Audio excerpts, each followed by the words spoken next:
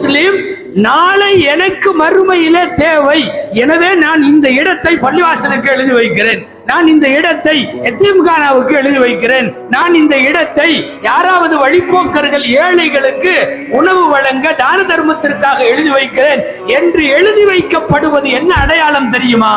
மறுமையை குறித்த உறுதியான நம்பிக்கை அவனுக்கு இருக்கிறது என்று அர்த்தம். மறுமை நம்பிக்கை இல்லாதவர்கள் வக்ஃப் செய்ய மாட்டார்கள். என் மன்னரைக்கு வேண்டும், என் மறுமைக்கு வேண்டும், எனவே நான் சம்பாதித்து சேர்த்த என்னுடைய சுவாதீன சொத்துக்களிட இருந்து இதை கொடுக்கிறேன் என்று சொல்லுவார்கள்.